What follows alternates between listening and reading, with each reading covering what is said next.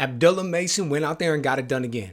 You know, every time we see this young man in the ring, he is going out there and putting on a more impressive performance than the last time we saw him. I mean, look at these two knockdowns. You look at this first one, man, he's showcasing the ability to both lead and counter. And the second one, when he gets this guy out of there, he's showing us the technical ability of the footwork, so he's opening up a lane for that left hand. Man, this is beautiful stuff.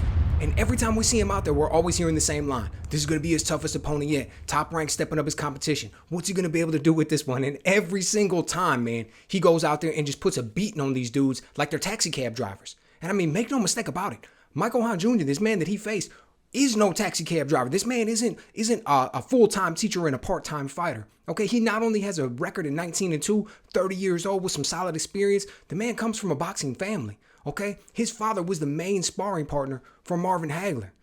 He's been around the game his entire life.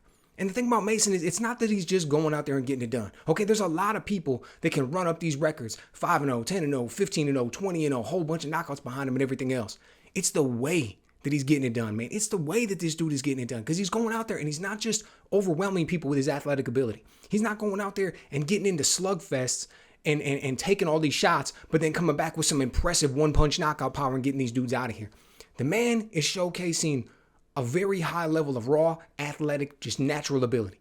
But he's marrying that to a very high technical skill level. I mean, the stuff that he goes out here and shows us is the things that we're looking for when we're talking about the hottest prospects, right? Guys that are on the absolute superstar path. I mean, go back. People, there might be people who don't like this comparison, okay? And I'm not trying to make dude bigger than he is, but hear me out. Go back and look at a young Floyd Mayweather.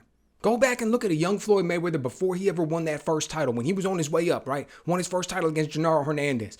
Go back and look at what he was doing to guys on his way up. Go back and look at the way that he was looking, how they stepped up his competition, and then go and watch that first world title fight against Genaro Hernandez. And look at the work that he puts in. And nobody really knows Genaro Hernandez. That man could fight.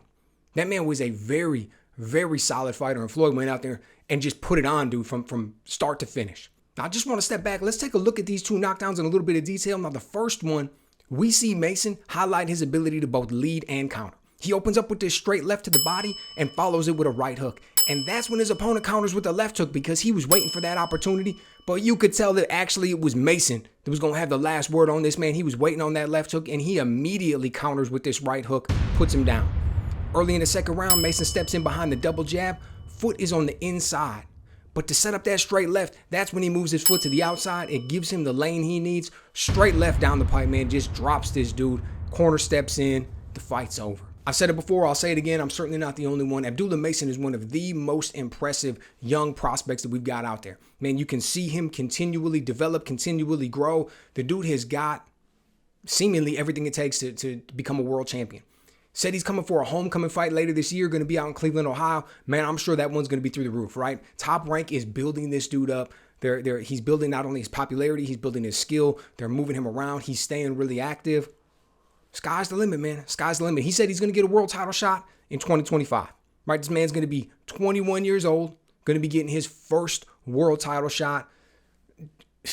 Incredibly fast, right? But what can you say? It's like he deserves it. He's going out there. He's earning every one. I'll tell you this, man. When we talk about the top of the division at lightweight, 135 pounds, we're talking about Gervonta Davis and we're talking about Shakur Stevenson. Those are the biggest fights that everybody wants to see. You know, then we've got a lot of other names in there. One of the ones that comes to my mind right away is William Zepeda. Everybody wants to see him in there against some of these top guys and what he's going to do.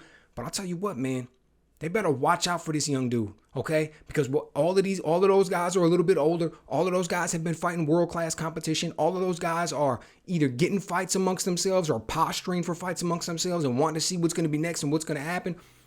Man, this young dude is going to come kicking in the back door, dude, and just come storming through if people aren't careful. So I'm incredibly excited to see what's going to be, what's going to be next, what 2025 is going to have in store for him. Where he's going to go from there, who he's going to get that title shot against, because he has got all the credentials. He is building up the resume and the fan popularity, and he's got a powerhouse promoter behind him in Top Rank, so you have to figure that the opportunity is going to be there. So let me know what you guys think. Were you as impressed with not only this fight? I mean, he goes in there and he just blows the dude outright, but was it not only this fight, but all of these fights, his progression, everything that we've been seeing for him? What do you think is going to be next? Do you think that homecoming fight is going to be a little bit of a trap, or is Abdullah Mason mature beyond his years? Is he a guy who's going to be able to go out there and he's going to be able to not take this hometown fight, take it lightly, go over there, get caught up with all the fans and all the buzz and all the people in his hometown, but just business as usual, go out there, continue to execute, and we see him in there for a world title in 2025. Let me know what you guys think.